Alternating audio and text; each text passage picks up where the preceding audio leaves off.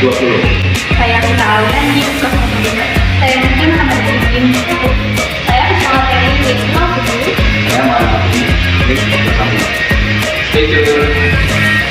Dari kasus yang dibahas mengenai bagaimana korelasi antara berat badan dan BMI, mahasiswa Prodi Teknologi Pangan 2023, serta analisis masalah kesehatan yang mungkin dapat timbul, sehingga kita dapat mengetahui korelasi antara berat badan dan BMI, serta dapat mengetahui masalah kesehatan akibat obesitas dan kekurangan gizi. Apa itu BMI? BMI adalah berat badan dibagi tinggi dalam meter kuadrat. BMI seringkali digunakan sebagai indikator seseorang mengalami underweight, normal, ataupun overweight. Metode yang kami lakukan adalah metode pengambilan data dengan data primer dengan pengisian kuesioner 14 sampel mahasiswa teknologi pangan angkatan 2023 dan metode uji statistik menggunakan uji korelasi dengan uji P. Jadi hasil analisisnya yang pertama kita mencari nilai korelasi. Yang pertama dengan mencari data X bar itu adalah rata-rata dari berat badan, Y bar merupakan rata-rata dari BMI, X kuadrat merupakan kuadrat dari berat badan, dan Y kuadrat merupakan kuadrat dari BMI, kemudian XY merupakan perkalian dari berat badan dan juga BMI. Kemudian kita dapat nih rumusnya seperti ini, disubstitusikan, lalu hasilnya merupakan 0,836. Ini menunjukkan bahwa hubungan korelasi antara berat badan maupun PB itu sangat kuat dan positif karena mendekati angka 1. Kedua, pengujian hipotesis. Pengujian hipotesis H0 Pro sama dengan 0 itu tidak ada hubungan.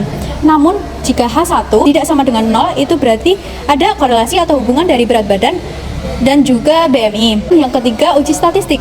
Uji statistik sendiri itu rumusnya seperti ini. Kemudian disubstitusikan angkanya, hasilnya merupakan 5,275. Lalu dibandingkan dengan titik kritisnya yaitu 2,178. Ini terbukti hasilnya bahwa uji statistika itu lebih besar dari titik kritisnya. Maka hal ini menandakan bahwa menolak HO, sehingga terbukti bahwa ada korelasi antara berat badan dan juga BMI pada tingkat kepercayaan 95% atau alfa 5% atau 0,65. Kesimpulan dari hasil analisis penelitian menunjukkan bahwa terdapat hubungan positif yang sangat kuat dan signifikan secara statistik antara berat badan dan BMI mahasiswa. Dengan demikian, hasil ini mendukung hipotesis bahwa berat badan merupakan faktor utama untuk mendukung nilai BMI. Data ini dapat digunakan untuk memantau status kesehatan mahasiswa dan mendorong gaya hidup yang sehat. Selain itu, terdapat faktor lain yang memengaruhi. Yang pertama ada faktor pola makan. Yang kedua ada faktor aktivitas fisik. Yang ketiga ada faktor psikologis. Lalu yang keempat adalah faktor genetik. Baik, yang berikutnya ada pengaruh kesehatan pada mahasiswa yang obesitas. Yang pertama dapat menyebabkan penyakit kardiovaskuler atau penyakit yang mempengaruhi jantung dan pembuluh darah. Penyakit kardiovaskuler ini meliputi ada peningkatan hipertensi, jantung koroner, dan juga stroke. Yang kedua, ada penyakit diabetes mellitus. Hal tersebut terjadi karena berat badan yang berlebih sehingga dapat menyebabkan resistensi insulin.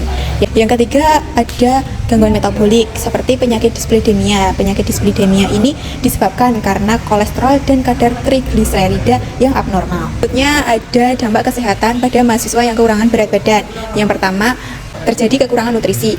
Penurunan energi yang berlebih dapat menyebabkan badan lelah dan kurang produktif. Yang kedua, ada masalah pencernaan. Kadar serat yang kurang dapat mengakibatkan gangguan pencernaan seperti sembelit. Yang ketiga, ada penyakit anoreksia. Penyakit ini biasanya terjadi karena perilaku seperti berolahraga yang berlebihan, terlalu membatasi makanan, dan juga menggunakan pencahar sehingga tidak baik terhadap dampak kesehatan. Rekomendasi atas studi kasus yang di atas, yang pertama melakukan edukasi kepada mahasiswa untuk melakukan pola hidup yang sehat. Yang kedua, memperhatikan pola makan dan aktivitas mahasiswa.